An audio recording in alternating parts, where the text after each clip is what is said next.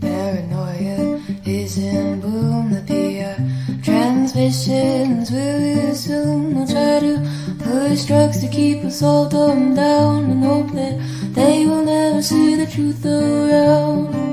Another promise, another scene, another package lie to keep us trapped in greed. Another green bells wrapped around our minds, an endless red tape to keep the truth confined.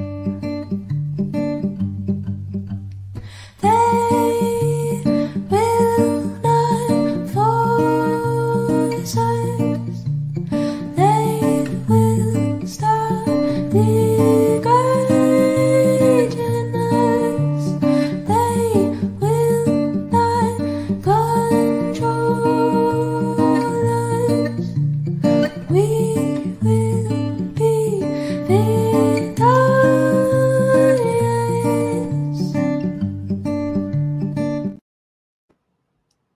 Hi, everyone, and thanks so much for tuning in. Hello, Holly. You have been making it first every time lately. Miguel, what's up? You were always first forever, and now it's Holly.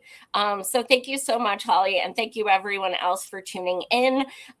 Tonight is definitely one of those shows that I don't get to talk about these things very often. And when I do, I'm really excited. As a lot of you know, last month I did go to Boston area for the True Crime Podcast Festival, where I premiered my book, and I met a lot of incredible people. And I met this wonderful woman, Melanie Perkins Mclaughlin. And she is an Emmy-winning documentarian, and she has an incredible podcast as well. And she's an investigative journalist, so she is kind of an advocate who has changed so many things in mass. So there's so much to talk about. But thank you so much for joining, Melanie. I appreciate it so much. Oh, thanks so much for having me. We really hit it off at the conference. I enjoyed chatting with you just in the short time that we sat at the table and knew we had a lot in common. Couldn't wait to talk with you. Love the advocacy, love the activism, and I'm here for it. Awesome. Well, first, I mean, you had an Emmy-winning documentary back in 2008, and it's called Have You Seen Andy? For those who have not seen it, it's kind of a long story, very involved. Can you give like this so-called like synopsis or elevator Totally. pitch? Yeah. So when I was 9 years old, my childhood friend disappeared from a public swimming pool across the street from the housing projects where we grew up in Lawrence, Massachusetts. And his name was Andy Puglisi, and his name is Andy Puglisi. And I had a crush on him that summer. He moved into the projects in March of that year, and he disappeared in August 22nd, 1976. And I didn't understand how the search could be called off after just 6 days. And I, as a 9-year-old girl, just was really baffled by it. And it had like everything had turned upside down in the projects, and there were helicopters and, Army guardsmen and everybody searching for him, and this total mayhem for like 6 days. And then boom, it all shut off and everything was quiet again. And nobody explained anything to any of us. And it was just all very confusing. And I remember vividly standing outside of our apartment and looking across to his apartment and thinking and promising him and myself that when I grew up, I would try to find him. And it was such a naive little girl's promise. But who knew it would turn into what it turned into, decades later. So when I was about in my early 30s, I had been working in documentary film for a decade or more. Started out as an intern, production assistant, worked my way up, and decided it was time to make my own film. I had worked on broadcast films with PBS and Discovery Channel, History Channel, that kind of stuff. And decided it was time to make my own film, and knew how hard it was to make an independent film, and how much effort it took, and really thought long and hard about what would I make that, whether, it got broadcast or seen by anybody else or not, that I would be glad that I did it. And there was like maybe 2 things that I would do. And Andy's story was one of them. And I just, again, very naively just picked up the phone, and the first person I called was his mom, and, told her what I would like to do. And we went from there, and it would be another probably 7 or so years of making that documentary, pushing that uphill, until it got picked up by HBO, and was broadcast in actually June of 2007.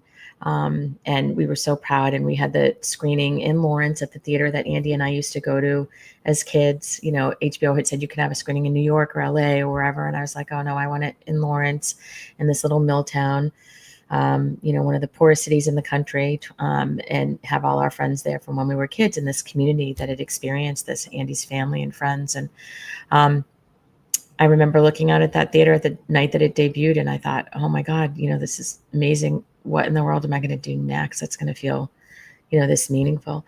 And I didn't realize that at the time I was 8 weeks pregnant with our third child, who it would turn out had Down syndrome and a heart defect. And, the universe gave me my answer, I guess. And that was where we were off and went into the whole disability advocacy world. So I went 10 years really between the film being broadcast and starting to work on it again, the story that is, with the podcast. But a year after the film was broadcast, when my daughter, the little girl that we had was just about a year old, we got news from HBO that they had submitted it for Emmy consideration. And it won for outstanding investigative journalism, which was just a gift, and I didn't suspect that was going to be the case at all. So it was a real nice surprise. And we're really proud of it, but I knew when the documentary was being made, and as I was coming to the end, it was due, I had to deliver it to HBO, but I was uncovering stuff that I was like, oh, there's a lot more here. And, 70 minutes was the only, was my parameter for the documentary. And I thought, there's more to this story. But I had to take care of my daughter. And I think also the universe knew I needed a break. And I don't know how much, having a daughter and 3 kids and, disability and all that stuff was much of a break, but it was the break that I needed to be with my family and be away from a lot of the difficulty and the darkness of this story, really. And it would be another, like I said, 10 years before I went back into it again. And last September, we published, however you would, put out the podcast, 9-part series, Open Investigation podcast, that really told the rest of the story and like all I've learned in this past, 20 years, up to, last year. And it was really compelling. It's, what I learned was really, really compelling. And I'll let you go from there. I don't want to keep going, so I'll let you ask more questions. No, it's awesome because I've seen the film and listened to the podcast. I've listened to the podcast first, and I was like, man, I wish I would have seen the documentary first, because my gosh, did you learn a lot in the 15 years since? No kidding. 17 years. Unbelievable. So we'll talk about the documentary first. Sure. It's incredible because it happened. Well, I do also want to give a trigger warning that this does involve abuse with children. Yes. The pool that Andy was abducted from was actually, you said it's in the project, but they would have over 200, 300 kids at a time. It felt like 200, 300 kids. I mean, I don't have the exact number, but the pool would be teeming, and the projects had 200 or 300 kids. So it wasn't in the projects. It was across the street from the projects, but it was a municipal pool, and it had just been built in 1973, and Andy disappeared in 76. So it was still really like, it was just packed every single day. Wow. And it was like, if you see pictures, like there's pictures in the film, and you can see like how many kids are in, and that was only half of the pool. There was still another kiddie pool that was to the left of that picture that you see that's just packed. So yeah, there were a lot of people. There were enough kids that a lot of them would sneak in and not get caught. Yes, that's a lot of kids. True. We had to. But also, kids would come and go too. So like during the course of a day, there'd be hundreds of kids, right? So like you would just go, and it was from all over the city. It wasn't just the projects. It was a municipal pool. So people came from all over. But yep, we certainly knew how to sneak in too. Yeah. Now, Andy's mom, she actually stated that after she reported him missing, they walked around the neighborhood. A lot of you guys did, calling his name. And when she actually reported him missing to the police, even though he was 10, she was told they had to wait 24 hours.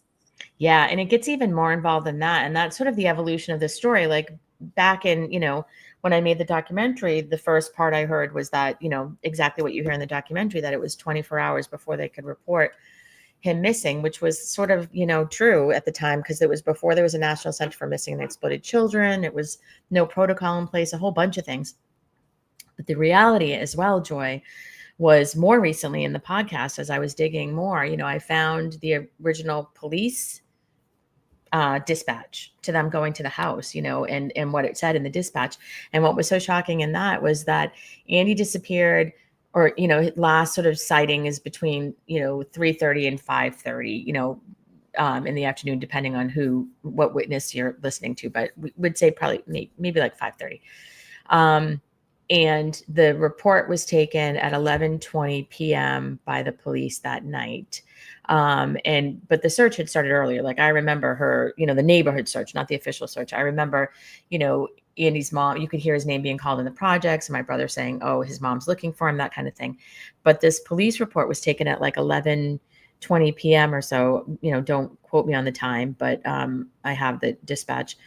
And what was so interesting is right in the police dispatch, it wasn't a report. It says, Andy reported missing, this time, 11:20, no report taken. So like it literally says in the police dispatch, no report taken, that they didn't, they literally went out and talked to mom, but didn't actually classify it yet as missing. So it was really sad. And then, as you also find out in the podcast, one of the people taking the report, it was later found out to be a pedophile. He was one of the police officers, was in fact himself a pedophile taking the report. And some say, one of the neighbors believed that he was actually involved in Andy's disappearance. So it just got crazier and crazier as we dug deeper and deeper. Absolutely. And they stated, you stated in the documentary that there were several convicted pedophiles at the pool that day. Yeah. That Andy went missing. Yeah, well, we don't know if they were convicted. What Andy's mom was told, and she shares this in a news story probably a few years later that I found, an archival news story.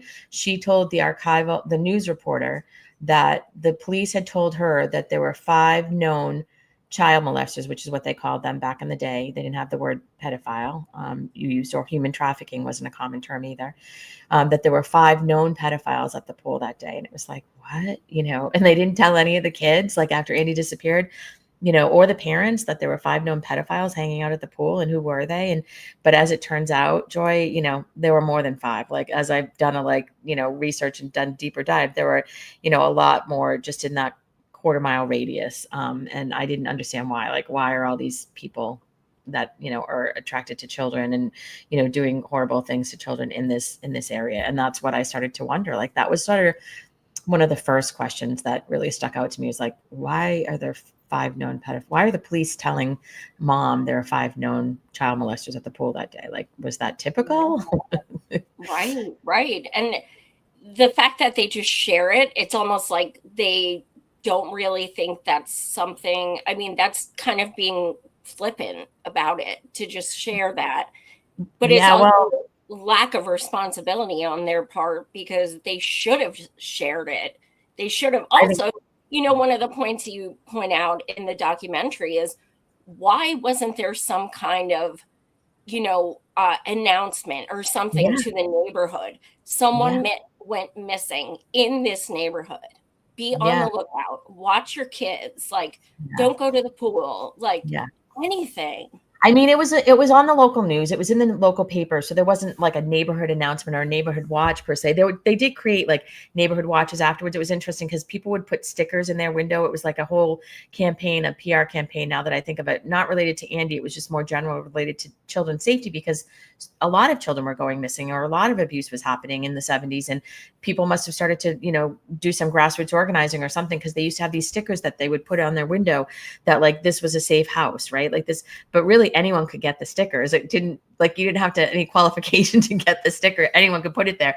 So there was that, I remember, as sort of like a PR campaign, but there was nothing that was like a direct outreach, to families or any kind of like education for the kids that, was available. Everybody just sort of, after the search stopped, everybody just sort of stopped talking about it. But, as kids do, and I'm sure as, adults do as well, there were like whispers and rumors, and, we would hear these little, like, don't go near white vans. Don't help anybody look for a lost dog. Like, we would just hear these really cryptic messages, but never anything that like, oh, there's this suspect and here's a picture of him, or, oh, there were a bunch of people that were there.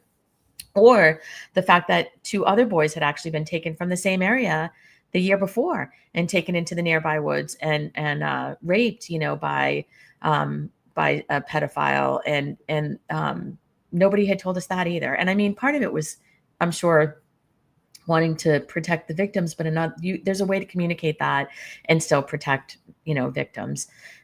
I also think that it was the 70s, and, if you didn't live in the 70s, it's very hard to understand what they were like. It was just like, everything was kind of just freewheeling and loose, and nobody really said anything, and kids were just gone all day long, and we were on our bikes, and you didn't come home, or, we all hung out in groups or whatever, but you didn't come home all day, and your parents didn't even know where you were. They didn't, it's crazy to think about today, like, in my opinion, as a parent, but that's just kind of the way it was. And everybody was that way. It wasn't just like Lawrence or the projects, like everybody was kind of free reign kids. Yeah, absolutely. You did at one point actually reach out and visit a guy, Chapman. I'm blanking on his first name. Wayne W. Chapman. Who do you still think he had something to do with it? I definitely think he had something to do with it. So one of the things that people say, especially after they've listened to the podcast or they've listened to me over the years, because, the information has evolved over the years, as it should. When you're investigating something, you should find more information over time, if there's more to be found, and there certainly was. But Wayne W. Chapman was a serial pedophile who admitted to raping over 100 boys. He was convicted of the rape of the 2 boys that had been taken the year before Andy disappeared. Same time, August, same time frame, but not until after Andy disappeared was he caught and convicted. So he was actually caught like 11 days after Andy disappeared. He was driving in upstate New York. He had like a traffic violation or a light out or something on his vehicle, got pulled over. And when he got pulled over, in plain view were Polaroid pictures of naked children on his dashboard. And that gave the New York State Police the right to look in his van. And once they did, they found, a starter pistol, tape, rope, handcuffs, like basically an abduction kit with child sex abuse material, then called child pornography, movies, pictures, that kind of stuff. And so they put an APB out, which was an old way of getting information before the internet. Police stations would send out teletypes to each other, which was like an old technology, to say there's this guy that we caught with this stuff, and if anybody has any cases that they think might be related, blah blah blah. And so that's how Massachusetts got wind of him, and then they were able to get a picture and show a photo array to the boys from the year before, and he was identified. However, a man fitting his description was mentioned by several eyewitnesses as having been at the pool the day Andy disappeared, several of whom were also children. And one of the things about the 70s was that there was this whole philosophy in the 70s that children were to be seen and not heard, right? So the adults were like, corporal punishment was completely acceptable. Public corporal punishment was completely acceptable, even by people who weren't your parents. So like if a neighbor saw you doing something and, they smacked you upside the head, you're getting in trouble by your parents because you weren't doing what you were supposed to, as opposed to the neighbor getting in trouble for putting hands on you or something. I mean, it was just commonplace. And so there was not a lot of sort of, restriction around that kind of stuff. And, but so kids wouldn't be listened to. And there were kids at the time, at the pool, that told police at the time, in 1976, that they had seen this man, that this man had approached them looking for a dog, which was to help looking for a lost dog, which was his MO. And what he used for the kids the year before. They describe him, and he fits all of the, it's Wayne Chapman, and one of the children, in fact, identifies it, the person, two of the children actually identify the person as Wayne Chapman years later in the documentary. So he was there that day, and I do believe he was responsible for Andy's abduction. One of the children said he saw Wayne Chapman or two other people in the woods hurting Andy. And then children from the year before said that they heard another person in the woods and a clicking noise, like somebody was taking pictures. So it was pretty clear to me early on that Wayne Chapman didn't work alone. And when I started to ask those questions of law enforcement back in the early days when I was researching the film, like, it sounds like he was, there was someone else or more than one person, especially with the 5 known pedophiles at the pool that day, him being, the kid saying that there was somebody else in the woods hurting Andy, 2 people. And then the other kid saying that there was a clicking noise when they were being raped by Chapman. It seemed like somebody else was involved. And so when I would ask that question, law enforcement generally would sort of poo-poo that and be like, no, these guys work alone. It's, that stereotype of like the loner in the alley with the trench coat, right? Like, and my research has, not just my research, but the research, has shown over time that, that's not the case, that pedophiles more often than not work together because they have a need to validate their sickness. They have a need to share what they have been able to do, pictures they've been able to document and everything else. So before the internet, they used to communicate through CB radio, walkie-talkie, which was really interesting because Andy had just gotten a new CB radio walkie-talkie set just before he disappeared. So I suspect, just like the internet, just like social media today, where they would lure kids, I'm sure they lured kids that way too, because kids were really interested in the CB radio craze and really involved in it. It was a huge thing. Like, again, if you didn't live in the 70s, it's hard to know, but like, today, maybe the Taylor Swift engagement is like a huge thing. Everybody knew that Taylor Swift got engaged yesterday or whatever, right?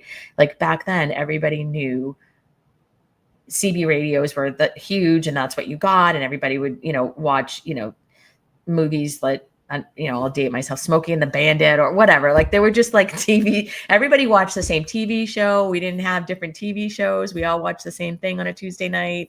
So it was like it was a huge national craze, and everybody was into it. And kids in particular were into it. But it turned out that it was also a network for pedophiles to communicate, sadly. Incredible. Now, did Chapman ever admit he had done that to any children? Oh yes. He never admitted he did it to Andy. He, in fact, tried to tell me that he had never been to Lawrence, but he was actually convicted of the rape of the 2 children from Lawrence. So we knew he was lying about that. So, but no, he admitted. I have, most of his psych evaluations actually from when he was incarcerated, and he admitted quite a bit. And he admitted starting at like 7 or 8 years old, abusing other children. And he had all of the, other signs that you see. He tortured animals. He was a bedwetter. He was abused himself. I mean, he was a classic. But, one of the things about Chapman that I've really come to understand, I think, is that he was a low-level runner, if you will, I think, in the sort of system and the hierarchy of these organizations, of human trafficking of children, which existed long before the internet. And in the 70s, it was, again, much more in person. But Chapman was, I think, a low-level runner, somebody who did, the sort of grunt work, if you will, grabbing of children, whatever. But he also was a photographer, right? So he was arrested with a lot of expensive photography equipment. He had a dark room in his apartment. He had a lot of pictures. He had film cameras, that kind of stuff. And, this was a guy who was a janitor for a local hospital. So he had no money. And what was he doing with this expensive camera and video equipment? Because, again, today cameras and videos are pretty prolific, but back in the day, they weren't, and even Polaroid camera. Polaroid was a big way that they've created a lot of this CSAM, because they didn't have to go to developers and try to, find a dark room or develop it. Although Chapman did have a dark room, but a lot of times they would use Polaroid, and Polaroid film was extremely expensive back in the day. Like it was not for the average person. And then I found out later through my research again that one Polaroid at the time could net a seller, one Polaroid of a child in child sex abuse material, could get the seller between I think it was $150 to $200, which is the equivalent of around $1,000 today. I mean, that's a lot of money for one picture. So it was already $1 billion business in the 70s. Wow. And this, first of all, I'm not a parent, and watching this documentary absolutely made me sick. There's actually audio tape in this, which is astounding. How did you obtain that? Like, was it tough to decide if you should put it in there? Yeah. I had been working with a number of people from law enforcement who were involved in the investigation in the 70s. And it was now, 20 years later. If not a little bit more, when I first started working on it. And so one of the detectives had kept some material, and another detective that we did find some stuff back in the archives as well. But this particular tape came across my radar, and I have to tell you, the tape was edited for HBO, meaning it was cleaned up, if you will. I mean, we didn't mess with the content. Obviously, we didn't edit, anything around. We didn't change words. To be really clear, the content is what it is. And we went through, very strict legal requirements through HBO and everything else to make sure that it was,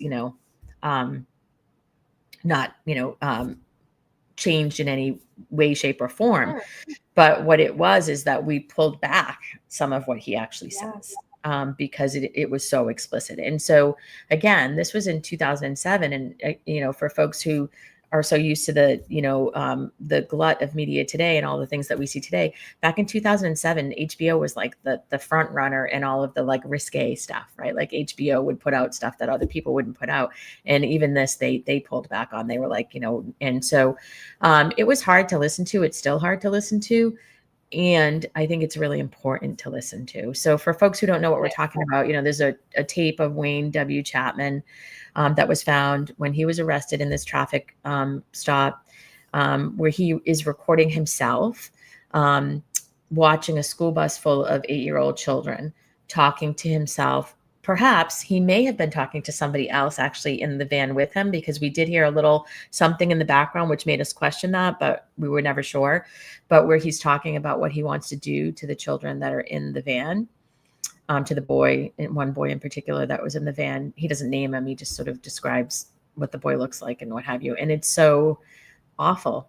But it also really gives the listener a perspective into the mind of this man and these men who think that doing this to children is some regular sexual relationship, and that it's consensual, and that it's a man-boy love, and that it's just, I mean, it's crazy. And so I felt like it was really important to share that. And it's really hard to listen to. And so the other thing is about the podcast is we let people know, like in the podcast, there's also an interview with a woman who survives having been raped by a clergy member, and a gang raped by clergy members. And she actually asked me, I gave her the first right of refusal to listen to the edit before we actually broadcast it, because that was part of the agreement to interview her, that I would, for her to trust and, know that I was going to treat the subject with, respect. And, so she was able to listen to it first and contacted me after she listened to it and said, I've been listening, because the podcast had already started. And she said, I've been listening to your podcast, and I know what you're doing is about advocacy. And I really want you to tell the whole story, because the first cut was the same thing. I had sort of pulled back a little bit and not really been as explicit in the interview as what she had shared with me, because I I don't know, because I thought that was probably the right pass for the first time. And then she asked me to really tell the whole story and let her voice really be heard about what actually did happen. And we did. And we did that with a very clear warning to the listener. Like, if you don't want to listen to this, you can fast forward to this mark and, what have you. And we understand if you don't want to listen, and we understand how hard it is to listen. But we also want to say how important it is to listen, right? And because survivors deserve to be heard. And these people deserve to be heard, and it was really important. And for Wayne Chapman's tape, it was important to be heard because I think people often want to soft pedal or just try to make, like child molester feels much more like a euphemism than child rapist, right? And so we didn't want to soft pedal stuff. We want to really be able to say, no, this is what this man did. And to over 100 boys, admittedly by himself, he admitted that, over 100. Absolutely. And I think as a society too, we get so desensitized by this 1 in 4 and 10% and like all of these numbers and percentages. And it's important to, as difficult as it is, to listen to and learn about organically things that are actually happening. So we know what to look for and what to be aware of, but also so we can have that empathy and people can know they can come to us because now we've listened to this. We understand as much as we can without having been through it ourselves. On that note, have you had people reach out to you and say, I've never told anyone this or what have you, and then reach out? Yeah. I mean, one of the best parts, I think, of doing any of this work, I mean, the work is really hard, to be clear too. And, when you were saying it's really important because people know that, we listen to it, we know, and we can represent in a way that is authentic and honest. But it's also, if this information isn't shared, I listened to something recently, I think it was Investigating Ruby podcast, or I forget the name of it. It was actually about a girl that had been rescued, that was in the human trafficking in Thailand, and it was a really good podcast. But I loved what the host said on that podcast, and it was something to the effect of, yeah, if we don't listen to these things, then obviously we can't change them, right? If we don't understand systems, we can't change them.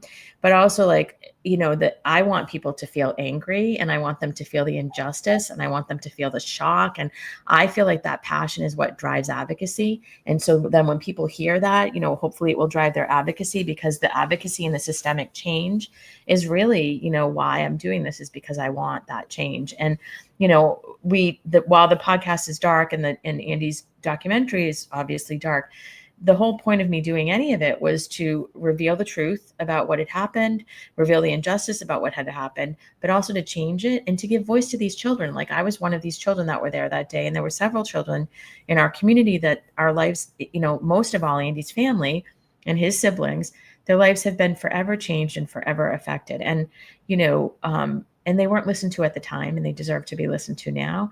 But every child that's been, has experienced this deserves to be listened to, whether they're 50 years old now or 60 or 70 or what have you. And a lot of people on average don't come forward till they're in their 50s to express that this actually happened to them. So it's just really important for people to know they're also not alone. And so I was about to say, one of the best parts of doing this work is knowing that there is a community that feels heard and validated, and it's so rewarding. And so I really got so much validation myself, but also so much satisfaction in reading just like our Apple Podcast reviews. I mean, people that have written those reviews have been so genuine and so authentic and so brave. And they write in and they're like one of them was like, I knew what had happened to me, but I didn't know it had a name, like CSA, like, that it was child sex abuse that had a name, or that I knew the picture CSAM, or, whatever. And now that I was able to name it, I can, do something about it. I can get help for it. Thank you so much, Melanie, or thank you.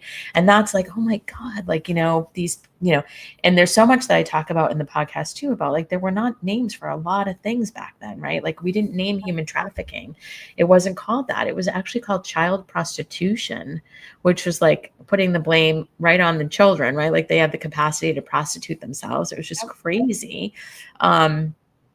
And also, yeah, blaming the kids, a lot of foster care, a lot of runaway, and I love, one of my favorite interviews too in the podcast is this interview with Dr. Judy Herman, who wrote this book on trauma called Truth and Repair. And I love her, and I loved interviewing her. She's in her 80s. She's a trauma survivor herself, not of CSA as far as I know, but of another, trauma that she had where incapacitated her for several years and she wasn't able to write. But she is considered the mother of trauma, right? She named trauma. We didn't even call trauma then. Trauma was not a word that was in the vernacular either. It was just sort of like, oh, I remember the first time my own therapist said, something about me having PTSD or being, being a trauma survivor. I was like, oh, you're being a little dramatic, aren't you? Like, and it was like, no, I am a trauma survivor. And, trauma seemed really like a dramatic word at the time, but lots of us are trauma survivors, and trauma has an impact on our lives and changes our physical makeup and creates all kinds of havoc if we don't address it.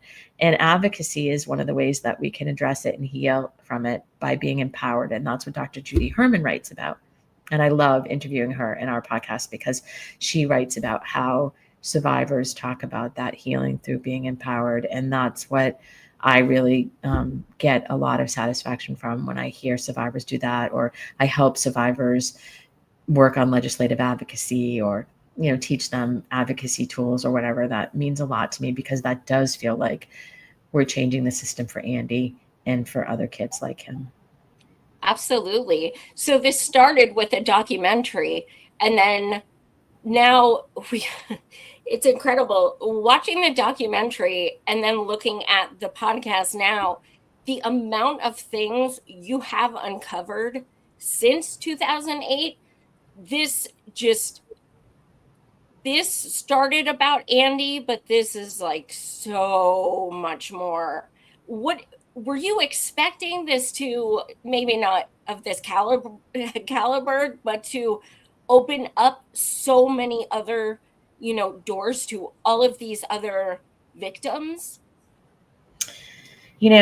I talk about this in the podcast, and I told you at the start of our talk tonight that the first phone call I made when I decided to make the film was to Andy's mom, Faith. And the first thing that Faith said to me, literally, was, "This is way bigger than you could imagine." And I was like 32. I hadn't had kids yet myself. I was, just eager and ambitious and a whole bunch of things. And I just thought that was like, sort of the I don't know, the reflection of a anguished mom, right? Like that I didn't really understand what, like, oh yeah, maybe, not really. I was just incredibly naive. I didn't, and I'll say that I think we all have instincts, right? I think that instincts are really important. The day that Andy disappeared, I asked him to walk me home from the pool, and he wanted to stay longer.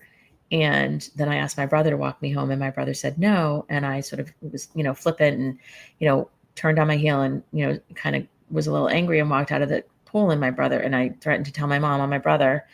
And my brother decided, it was best to walk me home. So he got up and walked me home. And, I think about that time a lot, because I just had like this feeling I didn't want to walk home alone that day. And I would walk home alone on other days. Like it wasn't unusual for me to walk home alone. And home alone was like literally across the street. The projects were across the street. You could see Andy's house from the pool. And my grandmother's house was behind Andy's house, and my house was beside my grandmother's. So it wasn't even a quarter mile. Like it wasn't far at all. But I didn't want to walk home that day. And so I think that even as a little girl, there was something in me that knew that there was more, and I think that there's an instinct that knows that there was more. And honestly, you can call it whatever you want, like fate or, the universe or higher power or whatever you want to call it. But I don't feel like I'm on this journey, by chance. Like, I feel like this is work that I was meant to do. And I've done it. And I didn't know it was going to be my life's work. But it has turned into my life's work. But it makes complete sense today that it has. I mean, I was a marginalized kid, and now I advocate for marginalized kids. And then having my daughter Gracie, who is disabled, with an intellectual developmental disability and a heart defect. I was an advocate before I had Gracie. I had to advocate for myself as a kid. I was advocating for Andy by making the film. But Gracie turned me into a professional. Like, Gracie, my experience with having to advocate for my disabled daughter really taught me how to be a professional advocate. And, I took a year-long advocacy, like leadership and, advocacy fellowship. And I did a number of things. And so I had this like training after the documentary. So I've been trained in documentary film, for 15 years or so when I made the documentary. Then I stopped, and I had my daughter, and by being a mother, but also by advocating for her and my other children, I really learned how to become a professional advocate. And so in that 10 years, I really learned this process, and then was able to combine the two in a way that was really quite amazing, that I was able to take this investigative journalism and this advocacy and partner them to amplify voices of survivors, of victims and their families. And so it's been really remarkable. And I don't necessarily think it was by chance. And maybe that's just my spiritual perspective, and people have others, but that's okay. I go with it. And at the end of the podcast, you hear me, I think it's like in season 2 or 3. I mean, episode 2 or 3, I start to, at the end of the podcast, I always say, and special thanks to George, you know who you are. And it's funny because the writer, Annie Lamott, said at one point that you should name your higher power because it just makes it a little bit more personal for you. And for some reason, I don't know why, I came up with the name George. So George is my higher power. So when you hear, wondered who that was. I wasn't going to ask because but people are like, I wondered if it was your dog or if it's, it's like, no, it's my higher power, George. You can call it what you want, whether it's the ocean, Mother Nature, the universe, Buddha, Jesus, whatever, but I call it George. And on that, I digress slightly, but this does turn into a case revolving around Catholic priests and people within the Catholic Church. How difficult was that to present it on the podcast in such a way that people didn't take it as you disparaging the Catholic religion and only stating the facts? Because in all seriousness, I thought you did an impeccable job. Thank you. Thank you. I mean, the podcast is super dense. So like, I've heard more people, even like district attorneys locally and stuff like that, they'll be like, that podcast was like, the research was so intense and there's so much in it. And I'm like, there is so much in it. I mean, believe me, there's like literally seasons to come that, are offshoots of it because there is so much in it. And, and whatever, there's just a lot more to be told. But I have found that one of the things that's been really helpful for me, both as an investigative journalist, but also as a trauma survivor myself, is that facts matter, right? And so that by being able to really share solid facts and bring data to a story, it validates the story in a way that it can't be invalidated by people being like, well, that's your opinion. It's like, no, facts aren't opinion.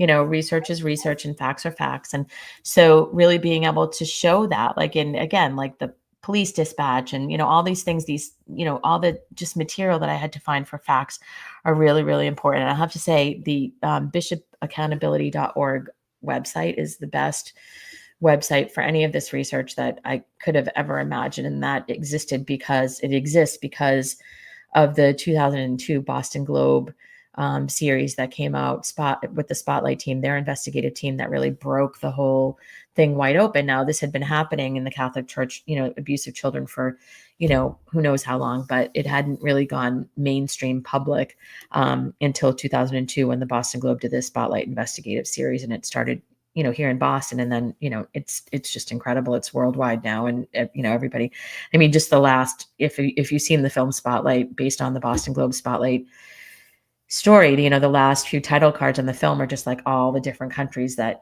this abuse is Right. happening and whatever. And that was 20 years ago now. So, it's just even more. Um, and, Lawrence is an extremely Catholic community. And my Nana, there's a scene in the Boston Globe Spotlight where one of the reporters, Sasha Pfeiffer, is upset because her Nana is very Catholic and she doesn't want to have to tell her Nana about the information that she's finding out. And I related to that so much because my Nana was super Catholic and loved the bishop and kissed his ring, just like watched mass every day on TV when she couldn't go. And, just would have been heartbroken about so much of this. And I'm, grateful that she wasn't around for it. She passed. And before any of this came out, but it was still happening, when she was alive. And so it had been happening for a long time, the abuse of children in the secrecy in the church and, and not just the Catholic Church, the Boy Scouts and, gymnastics. And, we find now that it's really about where, there are organized systems where there are vulnerable children that can be abused, right? So that's part of the infiltration of sort of systems to abuse children.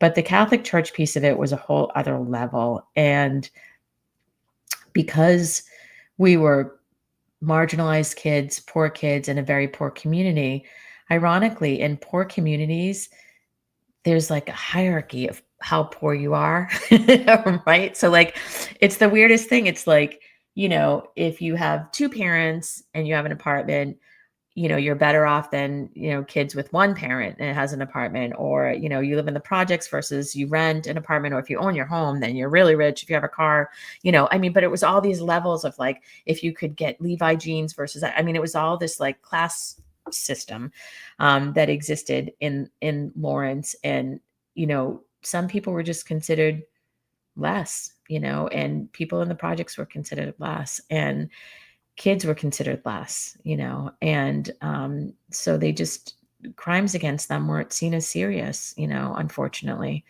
And that continues in our society today, as we know. And I think that's a really important piece to bring forward,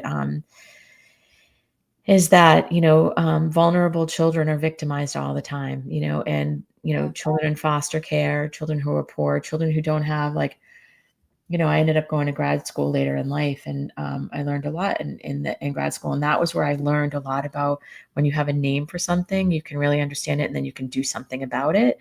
And so I had never heard the term social capital, right? Like I didn't understand that what I didn't have as a kid was social capital. And what the kids who had two parents and ring dings in their lunchbox did have was social capital, right? And so the teacher wasn't going to yell at them the way that they yelled at me, or, or the priest wasn't going to take them in the back room the way they might take somebody who didn't have a parent that was showing to pick them up from CCD, right? Because that was just the way the system was. Absolutely. And since, throughout the years, you're talking 50 years next year since this happened. Yeah, 50 years. Incredible. Can you tell? If you see the documentary, you look at me now, you're like, oh yeah, I can tell it's been a few decades. No, I was like, there's no way she's 59. Like, there's no way. I'm 58, but yes, I'll be 59 in a few months. Sorry. No way. No, in the documentary, I'm in my 30s, and it's before I have kids. I look at that documentary. Me and one of the forensic anthropologist in the documentary, Dr. Anne-Marie Myers, who helped with the excavation, her and I have become very close, friends, sister-like, and she is amazing. And we continue to do a lot of advocacy work. We host Missing Children's Day, and she recovered, she's recovered Molly Bish. She recovered Holly Peranian. She helped with the recovery of Holly Peranian, Sarah Pryor. She recovered Whitey Bulger's victims. She's amazing. And her and I remain very close and continue to do this work together. But we watch that film and we laugh because our voices are different. Well, I'm always like nice perm, and but we laugh because we met over like McDonald's and smoking cigarettes out in the parking lot in between the dig, and it was just a different time, and we've been through a lot together. She is amazing, and that is such a good part in the documentary. Well, there's so many. And she's amazing. She's a movie herself. I'll tell you that right now. Yes. And I had so much, I listened to the podcast, so I knew what was going to happen, but I had so much hope when the dogs were like barking and stuff. I was like, they found something. Yeah. Yes. Yeah. You know what they did though? They did find like a fragment, and we talk about that in the Yeah. podcast, and it was like a little tiny, fragment of a bone that was not able to be tested, and maybe with science it will. And, I still, there's so much to it, to all of it, and this, roller coaster that it's been on, and that it's all been, and, the years, like you said, next year will be 50 years. And it's like, and as much as it has impacted me as Andy's childhood friend, let's stop for a minute and talk about Andy's mother and Yeah. Andy's father and Andy's brothers and sisters and everything that they've lived through every single day, from being, considered suspects to, just the constant, hope, and then hope being ripped away. And then, like I said to Faith once, because I remember during that dig, at one point, Dr. Myers says, "Oh, it looks like a piece of wood, right?" And it looks like it might be a coffin. And I'm like, "Oh my God!" Like I suddenly had this, like, what I can understand now. At the time, I didn't know what it was, but it was probably the onset of a panic attack, right? Like I was feeling really, and I had a great cameraman there, and he saw me starting to, like, lose it, and he handed me a tape, like a old, style tape. We used to have to, whatever, not digital stuff, and you have to label the tapes. And so he put me to work labeling tapes. He's like, "Here, I'll label some tapes," or whatever, because he just was trying to get me out of that zone where I was like feeling some kind of way, which Right. helped. It was a great trauma, trigger strategy. And but there's a picture in the film where you see me, the Boston Globe reporter that was following us at the time took this picture, and you see me. It's like after they realized that there's nothing in this alleged shallow grave, and I'm sort of crouching over it, and I'm just like just distraught. Yeah. And but there was a moment, and so, the reason I'm sharing this about, as we're talking about Andy's family and his what they've been through, is that there was a moment where I was like, oh, never mind. I don't want to find him. I don't want it. Like, I didn't want to, Right. be there to physically see something like that or whatever. And so I talked with Faith about that afterwards, because it was such a weird experience. I was like, what happened there? Like, I thought that I wanted this, and then, it suddenly changed. And Andy's mom was like, yeah, she totally understood that feeling and what I was talking about.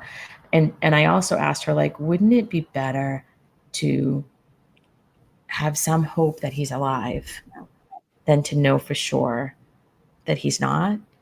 And what she said was really interesting. And she said, not for me. Everybody's different, and everybody, his father may feel differently, and his siblings may feel differently. And what she explained to me is, she said, every single day, Melanie, every single day of her life for the past 50 years, she goes out into the community and she is looking at people wondering if one of them could be her son. You know what I mean? Like, could that, just that moment where she sees someone from behind that looks like, oh my God, could that, you know what I mean? And it's constant. And I thought, oh, what torture, like what complete torture. And I remember, for people in Massachusetts, they know the Jeffrey Curley case. Maybe people nationally don't, but it's a little boy who was abducted by two known members of this organization, the North American Man Boy Love Association. Oh, Um, yeah. yeah, and he was found murdered several days later. And, I won't go into the details, but his father, Bob Curley, comes to a lot of the advocacy events and the Missing Children's Day events or whatever. And I remember one day Bob Curley got up to the podium, and he was speaking to these other families who had children who were missing. And he got up and he said, I'm one of the lucky ones. And it was just like, wow, I'm one of the lucky ones, because his child had been recovered, murdered. And then, and it was a horrible, obviously, circumstance. And the murderers were just, these unbelievable, horrible human beings that were, part of this organization. And he thought he was one of the lucky ones. It was like, wow. Yeah. Wow. So you have turned this into just advocacy, but also making tangible changes. Now there's a cold case in the section where Yeah. you live. Yeah. That's We huge. advocated for that. Well, it takes a village, and Dr. Myers and I and others, advocated. And it was one of those things where, and Heather Bish, Molly Bish's sister, lots of folks really advocated for this. But there was a colonel at the time that was the head of the state police, And she was also her, her sister, Colonel Carrie Gilpin, her sister Tracy Gilpin is an unsolved homicide, who was 15 years old, who went missing, and her murder hasn't been, her case has not been solved. And so it was one of those instances where it was like kismet, like we were advocating and the head of the state police was, and so they created this unresolved case unit, a few years ago, and we're so proud of that. We continue to work with them, and we're really hoping to affect change. And another thing that I feel like we really sort of advocated for and has been, and again, never on our own, to be very clear, this is nothing that anybody does alone. There's lots of advocates and lots of people involved, but, the murder of Danny Croto, who was an altar boy whose murder had been unsolved for, decades. And, the day that we were having Missing Children's Day, I'll never forget, like the second Missing Children's Day was over, the DA announced that they were naming this pedophile priest as being the person responsible for Danny's murder. And we had been advocating for them to, we're still advocating actually for Massachusetts to release a full report on all 4 dioceses in Massachusetts and the abuse that's happened, because they've only released Boston's report, and that was 20 years ago, which has changed significantly. And other states like Philadelphia and others have done full reports on all their dioceses. And when you see the patterns and the intersectionality, and how children were transferred across dioceses and across states, and you really see what an organized system it really was when a full report comes out. And the full report has still not come out, but we were advocating for that at the time. And one of the, the Springfield diocese is among one of the worst, Springfield, Mass as well. And, the bishop in Springfield was a pedophile. And, it just was so systemic. And Danny's murder was seen to be, part of a ring of pedophile priests. And it was, named as that. But nobody really did anything about it until the DA a few years ago decided that they were going to start questioning this priest after all this time. And they did. And he implicated himself on audio tape. And they were literally ready to indict him. They had gotten a grand jury indictment, and, they were going to serve it to him apparently on Saturday morning, and Friday night he died. I mean, you can't even write it. Like, it's just, you wouldn't believe it. But Danny Croto's family had been advocating for that for decades. And, we advocated for it, more recently, and people have advocated for along the way. So it's like that ripple in a pond that you don't know when it's going to finally be, the waterfall or the wave or whatever. So you just keep putting those pebbles in the pond, and all of us keep just doing that until we can see some systemic change. Absolutely. One of the things, and I'm wondering if it goes along with the cold case, they touch on it in your documentary as well, but we're constantly hearing in podcasts and documentaries, there's not enough room to keep this old evidence. Like Andy's mom, they found a sock, which she believes to be her daughter's, that Andy was wearing. And they found it in Chapman's van. No, they found it in Chapman's van. Right, so it was found in Wayne Chapman's van, and it looked like it had blood on it. And, back then there was not DNA, had not been, revealed, available at the time or whatever. It was pre-DNA. And so back then a sock with blood on it, just could look like a child sock with blood on it. It could belong to anyone. But had that evidence been kept, obviously, which we were hoping it had been, and I still, always hope that sock would turn up at some point, then it could be checked for DNA. And even back then, it would only be checked for DNA. I mean, even back when we first started, 20 years ago, it could only be checked for DNA of someone whose DNA might have been in the system in a CODIS, for a fugitive or something like that. But now, as we know, with the genetic genealogy and everything else, things can be tested for families, and it can be, linked to particular suspects now. So the evolving DNA technology is fascinating. And so, it's really important that these things aren't thrown away, but they are all the time because of any number of reasons. And the injustice is just so real. But there was something else I was going to say to you about, that was the research and getting things done in terms of the DNA and the, I know what I wanted to say for the cold case unit. So there's finally a cold case unit. We're advocating for resources for them. They need more. Every state needs to have a cold case unit. But even with that, the cold case units, families and individuals really need to help advocate for resources for those cold case units so these cases can be addressed. And because they need money like anything else. Like people think, well, why didn't they test that bone or whatever? Or why didn't they test that DNA? Why aren't they doing that? It's like $30,000 to test one little thing.